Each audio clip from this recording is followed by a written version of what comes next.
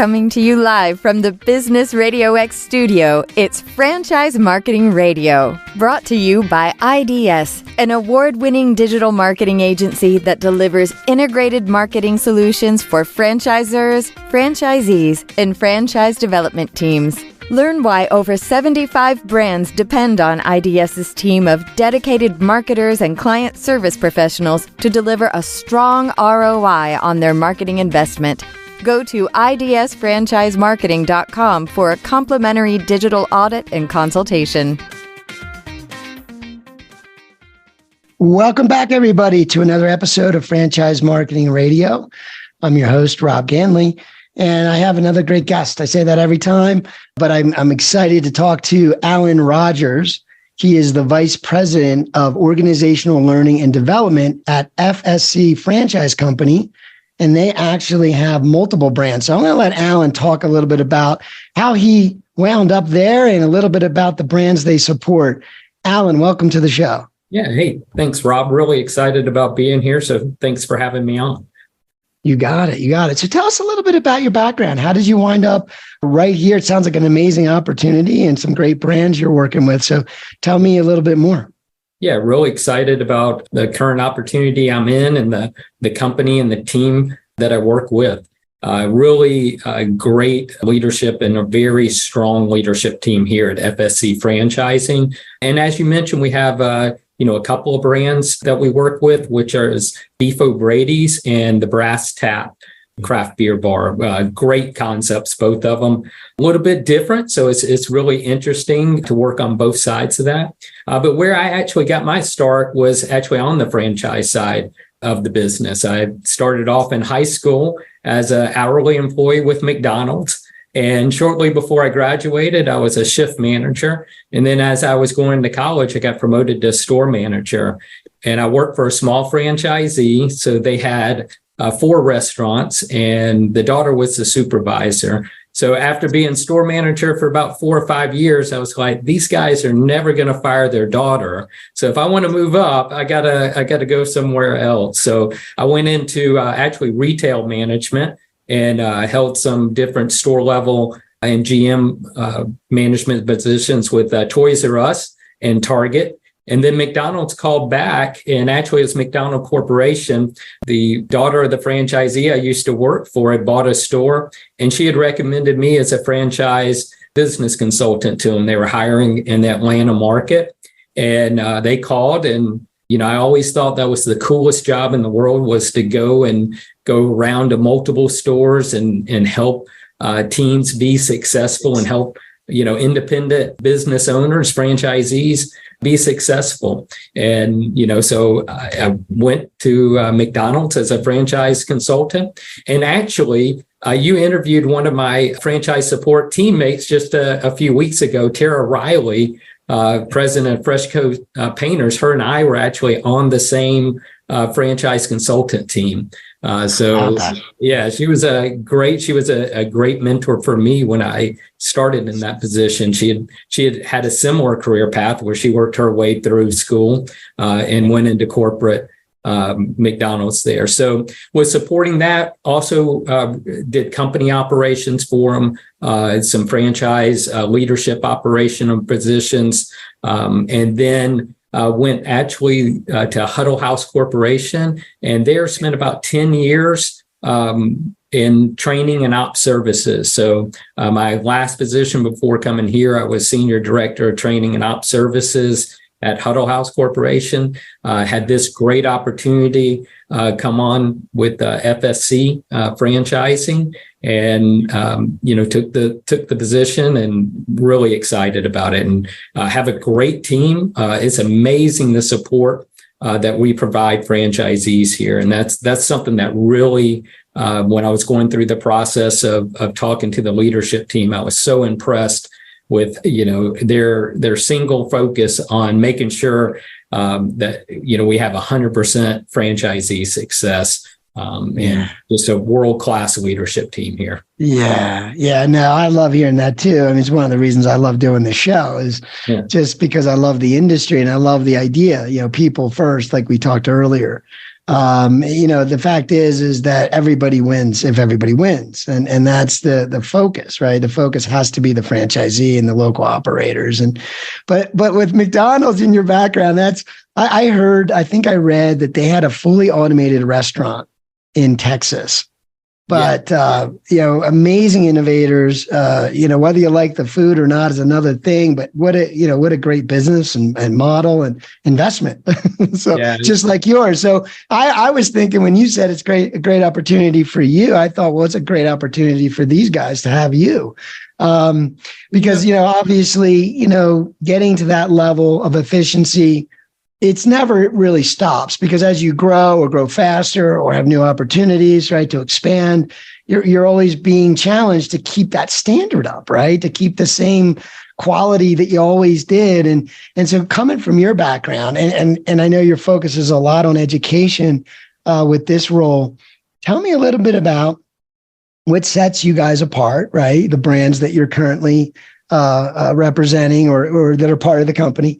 And I'm sure there'll be more brands in the future, but tell me a little bit about what sets you guys apart and how do you keep that consistency while you're scaling and maybe adding brands in the future? And, how does that help the franchisees as well? But tell me a little bit from your view, how do you keep that consistency and manage the growth? Yeah, sure. I mean, that's the big selling point for going with a franchisor instead of going out on your own is you're not just buying the name on the sign, but you're buying all the experience and the expertise that everybody in that organization has and their focus on it. So, when you buy a Beef O'Brady's or you buy the Brass Tap bar, you're buying a CMO who's got, 20 years experience as a CMO. She's been the CMO here 15 years.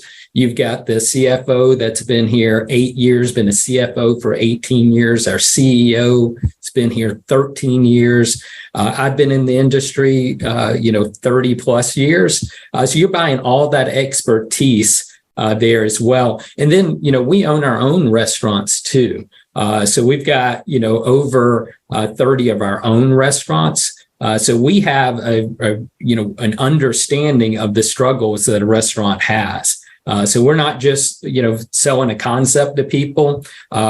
We also own that concept as well. And, we test things in the restaurants, from a technology standpoint, from a menu standpoint, from a training, operational standpoint. So you have all that expertise that goes into supporting that franchisee. Rather than if you were out on your own and you had to, kind of come up with proof of concept. And, the other thing is, even if you open up a restaurant on your own, how do you consistently make it where it's sustainable success? We have a great marketing department where, they have a lot of research into menu innovation. We have a culinary, chef. That's been a chef in the restaurant industry for over 30 years. Just fantastic at being able to create a craveable menu. And those are things you don't get if you go out on your own. So that's, I think, some of the biggest advantages that we have. And it's specifically with FSC, if we have a really experienced team that's very knowledgeable. And, like I mentioned before, the focus, you walk into our office and the first thing that greets you, it's a blackboard with a vision statement that says 100% franchisee success, and it's signed by our CEO.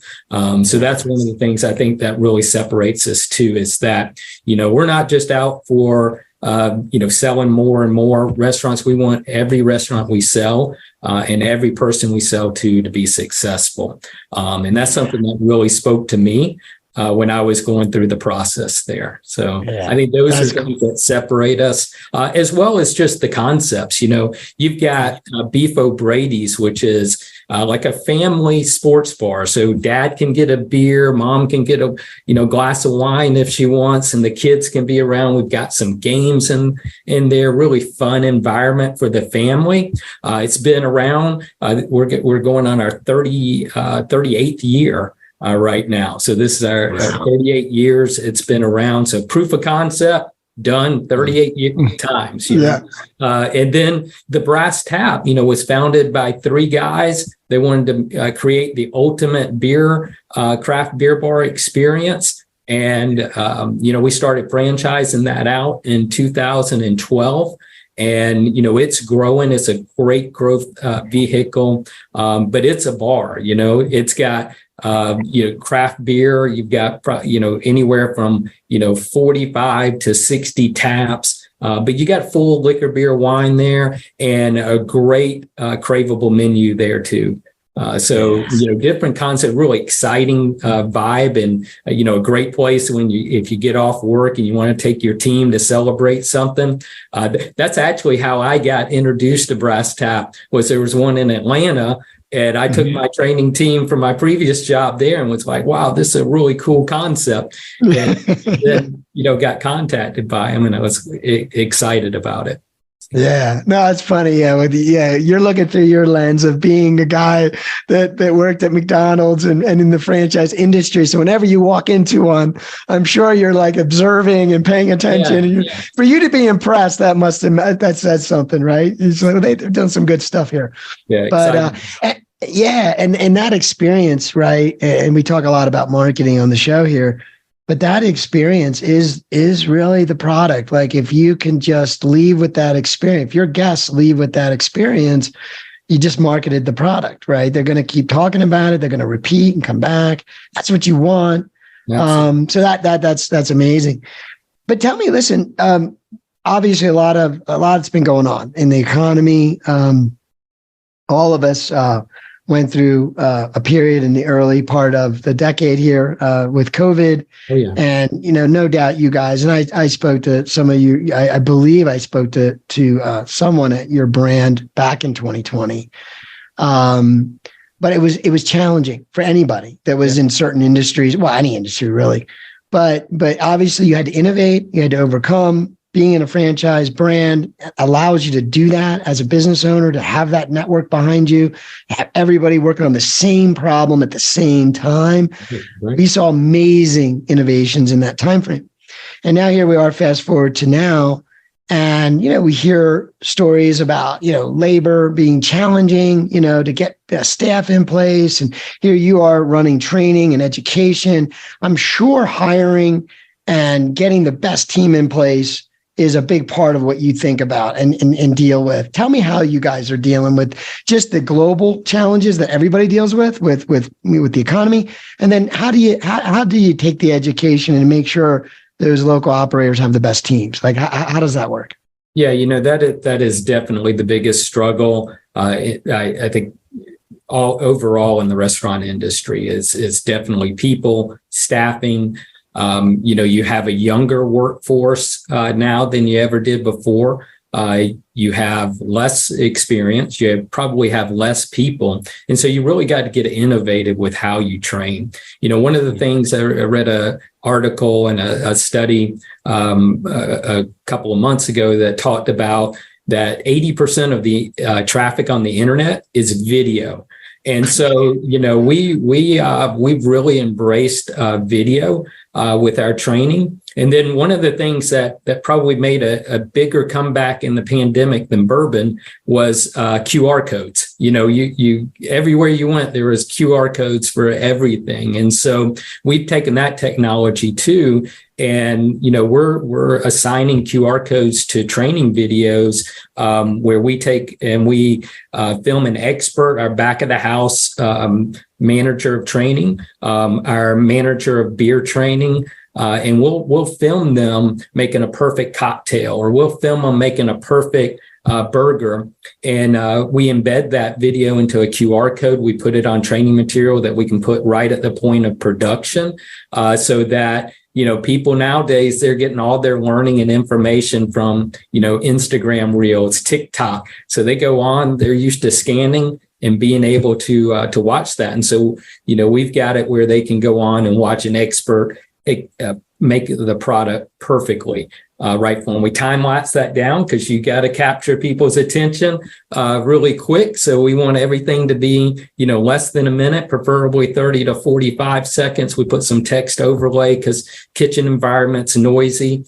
So, you got to always be looking at how do you, kind of build a better mousetrap there and be innovative in your training. So we've really embraced video. There's going to be things that we really enhance our materials when we do reprints and everything like that. So really excited about that.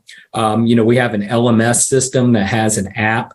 We're really excited. A lot of LMS systems don't have mobile capabilities. Ours does. And again, you're talking to that younger workforce. You gotta be able to give them the training in the way that they're used to receiving their information. But we don't leave out, the other types of adult learners there as well. Like I said, we've got some text overlay. We got, build charts that are around. So we've got that's one of the other support systems that we have is I've got a full team. We've got a professional videographer on our team. We got a professional instructional designer on our team. So, when we create stuff, we've got professionals that, know how to really create some fantastic material. Been really excited about that the few months I've been here. Well, you've keyed in on some things that clearly you understand. I just think, as a marketer, I think about attention spans. I often hear about or read about, the attention span of folks has dropped significantly since the 90s, let's say. I think, they compare it to different timeframes, but, because we're inundated with information and we weren't before. Now we are. We have unlimited information. And so how do you deal with that? Well, you immediately address that. And then you have the mediums. Like I'm still a guy that I got my phone, of course. I've always been a tech person, but I do like my bigger screens. Like I do spend a lot of time on a screen, versus other people that might not. So for me, I like big screens, and I'm often like, I don't want to watch videos on a mobile, right? But everybody does, and a lot of people sit and do a whole training on an iPhone, right? And so you have to make sure that you can serve them as well. So that's great. That's good. It's really key stuff, and clearly not something that's accessible to the everyday business owner. So that's helpful. So tell me a little bit about, you mentioned some innovations on the training side. How do you see the future of dining evolving, at least with your brands? And I'm sure because training is a big part of staying ahead and making sure you're ready for things, or preempting any changes in the way people are doing, buying or consuming what you do. What do you think, like, what do you see as evolving from the two brands that you guys focus on? What would change that you see kind of happening? I know online ordering has increased, and different ways of doing things have changed, especially because of COVID, right? But tell me, what are your thoughts? What do you guys see as evolving as dining? Yeah, definitely. Off-premise continues to grow. So you've got to really, make sure that you've got packaging that supports that. You got to make sure that, even when you're looking at store designs, are you taking into account now that you have, more off-premise dining. So you got to have places to, stage orders and things like that. And you see some really cool technology coming out on that now, with equipment providers providing warming drawers for pickup cabinets and things like that. So you got to really, look at the different ways that you're growing.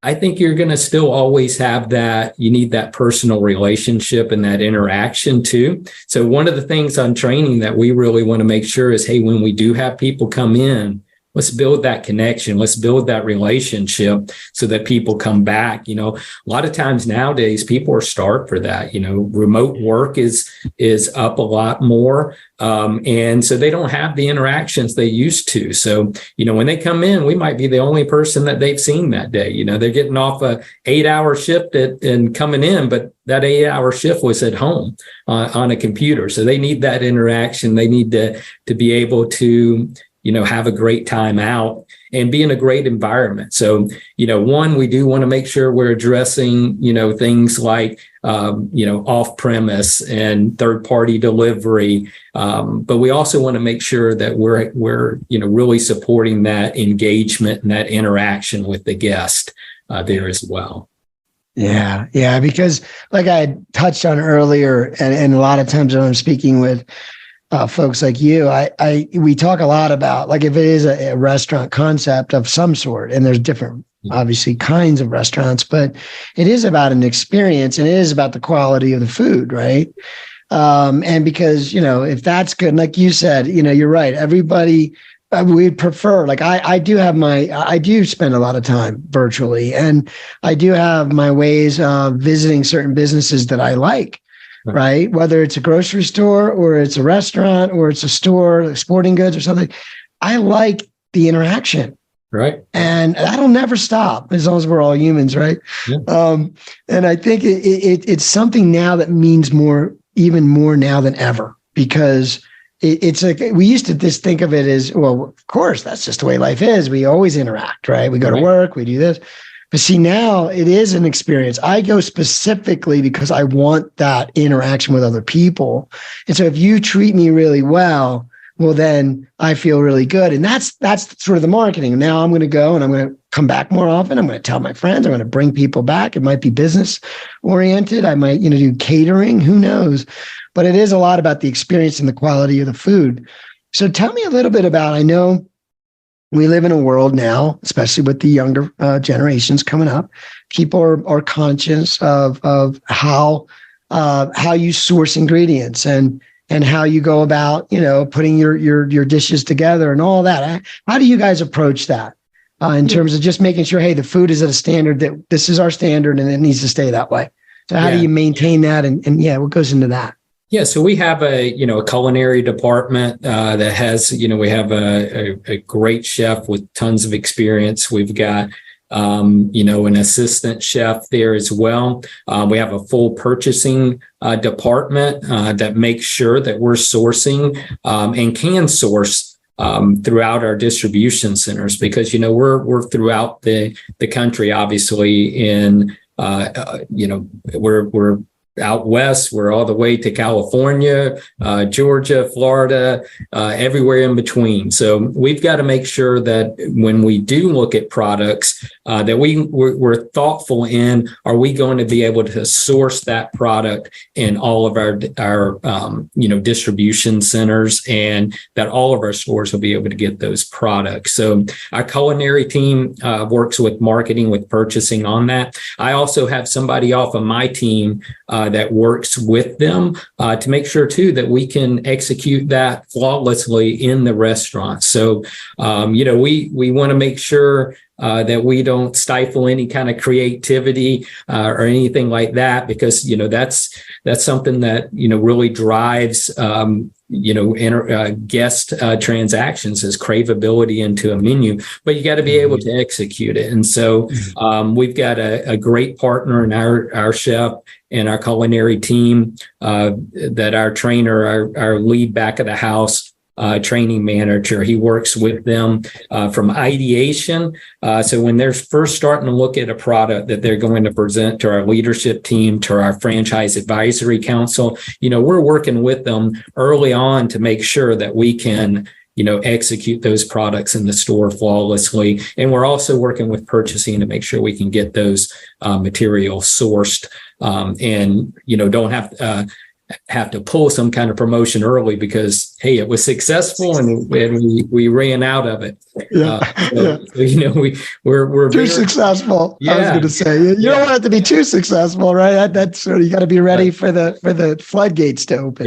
Yeah. So we're always thinking of that. Also, one of the other members on my team, he works with them on smallwares and equipment. So, if there's anything that we're going to need from a new smallware, that we're thinking of that, we're getting that in, we're ordering it or making sure through our equipment providers that we're going to be able to have that in the restaurants too. So, a lot of things go into, LTOs and different, new menu items behind the scene that people don't think about. But that's a benefit of having a franchisor that's been doing this for a lot of years. Oh, totally. And I, my daughter happens to have a really strong interest in culinary, types of things and restaurants. And so we watch, a lot of the reality shows that have been out over the years. And I've learned a little bit about, just from what they talk about, right? What is the restaurant doing wrong? And by the way, there's no franchises on those, but basically, these are just independent, restaurants. And it's a lot of times is about that menu. You want to be creative and you want that creative ability, but can you really execute that profitably and consistently? I mean, really. Yeah. And so it's usually, let's do less is more, but let's do it really well and make sure the ingredients are fresh. And so it's the same thing you're saying, but it's like built in. Like anyone who starts a franchise wouldn't have known what to do wrong because you eliminated all the wrong things to do. Right. So with this show being a marketing show, I always like to ask at least one good marketing question. So you've got a new restaurant running. Obviously, we'll leave launch because I know launch is one side of it, right? Getting ready and right. PR and letting everybody in town know. And there's a lot that goes behind that, I'm sure. Tell me a little bit on the technology side with the point of service and again, once things are going, how do you help the franchise owner market that location? What is some of the key ideas? And obviously, it's about getting folks to come back, getting them to share their experiences, obviously, if they're positive, but even if they're negative, so you can learn. But tell me a little bit about how that plays into some of the digital marketing today and technology like your point of sale. Yeah. And again, we have a tremendous CMO and field marketing managers that work with the franchisees to make sure that they're successful and put together, specific plans that really help, the individual franchisees in their area. Local store marketing, they work with that. But as far as with the digital marketing too, we have app that you can order from. You can join a loyalty club and build points. On the brass tap side, it's really cool in that you can go in and test your beer knowledge and everything, and go in and just learn a lot about different beers and different styles of beer. It's amazing, just the information that you can learn through the apps that we have, especially on the brass tap side. But those loyalty programs are really beneficial. And, there's a lot of different, every company nowadays, with travel and hotels and airlines, people are used to loyalty programs. So, with restaurants, you really start to see it coming on board now. And I think we have a couple of really fantastic ones that really market to the different, both different brands there. But we have a really strong marketing department. And like I said, so it's not just after launch. We're there always with you. We have, ad campaigns throughout the year. We have LTOs. We also just have different vendor specials, like we might be doing at the brass tap, like something where it's a special with flat tire, and we're marketing that. And March Madness was a great time for us. Super Bowl is like our Black Friday in retail, and our marketing department is always really pushing the envelope on advertising those. And again, we have great field support for it. We had the other day, I had a trainer out supporting a restaurant where we were doing a local store marketing event with the elementary school band. We were up 126% for the day. And, but so you got operations support there, you got training support, you got marketing support. And that's another thing, not just do we have field marketing people, we also have regional franchise consultants that are assigned to each franchisee group. And, they're always out there making sure from a business planning standpoint that you're going to be successful. Yeah, wow. I almost want to buy one. Yeah. Hey. You do a great job explaining it. No, it's in touch with some people that yeah, I know a guy. But you know, when I think of marketing, I especially with an experience type product like a restaurant where it's about your social life and your experience and food and so many good things. But it is about, you know, when you think about reputation, repeat, resell, right? Now, the reach part would be all the hard stuff, that being everywhere, being ubiquitous in your little world, right? Like you're on Facebook, you're on Google, you're here, and you've got a team, right? It would be quite difficult for someone to just jump into all that, right? And I think in the restaurant industry, you want to use those channels to do the repeat, resell, you know, keep that reputation, you know, and that's real because it's just the same audience around where the restaurant is. And if you can do a great job of doing that, then, you know, you'll always have a thriving business. I mean, it's just that simple. Yeah. We all want to, Yeah, you got to be really forward thinking too. You got to know what the trends are going to be, because if you're late to the party, you're going to be you're not going to have the product. And, you know, by the time you get ready to start selling it, that fad's going to be out and there's going to be another one. So, you know, that's the other thing. Marketing's always got to be forward thinking and really looking ahead at, hey, what's the trend going to be, you know, 6 months from now? Because, you know, we got to develop creative. We've got to do photo shoots of it. We've got to develop menus around it, products around it, you know, all those kind of things, and get purchasing time to be able to source the products. And that's brilliant. That's another level. That's a next level thinking, marketing wise. That's someone that has hundreds of locations, and you know what I mean? It's like, but you're right. I think in terms of marketing skills, when you're in the restaurant business, you got to be pretty good at it, right? Yeah, because you're always communicating and getting attention, right? You got to get people's attention. And so, well, you shared something earlier, and I wanted to kind of wrap the show up. And I mentioned earlier, I love kind of being here with you and picking the brain of guys like you. But you said something earlier I thought that was a great example. Like when you said 100%, right? 100% franchisee success. Now, it's a very basic thing, phrase. Like, okay, 100%. But really what I take from that is 100% we're in. We're all in. There is no variation. It's 100% success. Right. We're giving all of that. We're giving all of our, and I'm committed at the top here. This is my signature. So I thought that was a brilliant way to say to everybody, this is what we got to be always thinking through this filter, right? When you're working with franchisees or when you're any part, you think through that filter.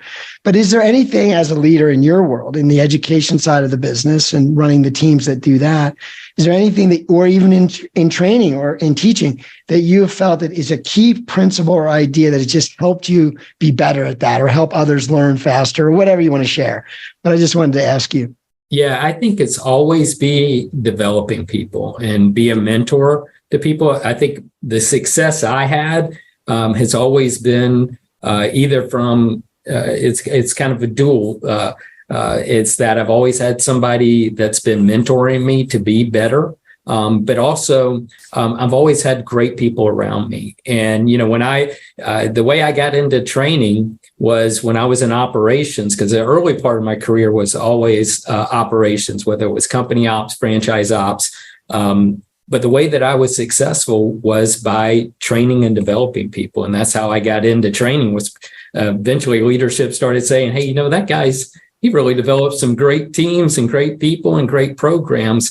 So I think you always got to be, developing people. And to do that, you got to be communicating with people and find out, hey, what's their goals? And, you know, even if they have a goal that you don't think they're ready for right yet, you know, letting them know how to get there and career mapping that. I think that's, you know, for me, that's what's made me successful. It's all about people and all about developing people, you know, and that's, you look at, you know, kind of one of our big rocks here for both brands for us is to really develop and build out a leadership development program and specifically a develop from within program too. As we mentioned, it's harder and harder to get people. Staffing, number one, toughest thing in the industry. So we got to grow our own leaders, and we got to give them the tools for that, and we got to give our managers the tools to be able to develop people. So we're developing a whole career pathing model and leadership development program, and honestly, that's what's been able to help me be successful in my career. Yeah, that's how you got here. And that, I think that's brilliant, right? Because that is so true. Why? So if you build a team and you bring people in, and wherever they're starting from, some are more experienced, but a lot are starting from a place where they're not as experienced. Why not give them a track to run on? Why not show them the future? Right. Why not, because not only is it good to be thinking, how do we develop them, but it's also good to give them the incentive to say, we want you long-term, right? Right. Like when I grew up, they were still talking about, and probably you too, where you thought, oh, your career will be one company, or after you have a couple of jobs, then you'll be in one company. And it's just not that world really, but it needs to be more back to that though. I mean, right. Brands have to give you a reason to say, I could be here for a long time. I mean, there's a path to run on. And so I think that's amazing that you think that way, and it can only help everybody in the brand. So it was great having you. I really appreciate it. Before I let you go, is there a website? What's the best way to learn more about these brands? What's the best way to do that? Yeah, you can go on to beefobrady's.com or the Brass Tap and .com. And there's, even if you just Google search it, it'll come up. And on the site, it's got, be an owner. And, you can click on that and it goes through all the different requirements. It gives our story, gives us some bios to our leadership team there as well. So you got all the information that you need to make the great decision of becoming a Brass Tap franchisee or a Beef O'Brady's franchisee. Beautiful. Well, Alan Rogers, it was a pleasure having you on the show today. Yeah, it was a pleasure being here. Thank you for having me. Thanks for being here. Bye for now. Bye.